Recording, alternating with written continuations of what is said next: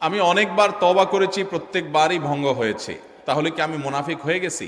না ভাই, তওবা হওয়ার পর তওবা ভেঙে যাওয়াটা অস্বাভাবিক নয়। আপনারা খুশি হবেন শুনে, আমাদের রব আল্লাহ রাব্বুল আলামিনের একটা গুণবাচক নাম হলো তাওয়াব।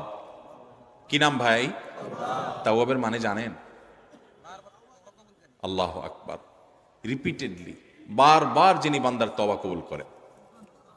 এই জন্য ভাই, একবার গুনাহ হয়ে গেছে, আল্লাহর কাছে তওবা করেছেন, চেষ্টা করছেন যে আর যেন না হয়, কিন্তু আবার শয়তান কাত করে ফেলে দিয়েছে, আবারও তওবা করে ফেলবেন এবং দুর্বল হবেন না। এখানে ইবলিস আপনাকে বলবে, তুই এতবার একই কাজ করে তওবা করছস আল্লাহর কাছে, আবার কোন মুখে তওবা করবি? থাক, বাদ দে। আপনার তওবা থেকে দূরে সরাবে। এটা হলো শয়তানের সবচেয়ে বড় অস্ত্র। কখনো নিরাশ হওয়া যাবে না। তওবা আগের বারের চাইতে পরের বারটা আরো স্ট্রং করবেন, যে ঠিক আছে আগের বারটা তওবা আমি দুর্বল ছিল, এটাকে আরো স্ট্রং করব, চেষ্টা করবো না ইনশাআল্লাহ।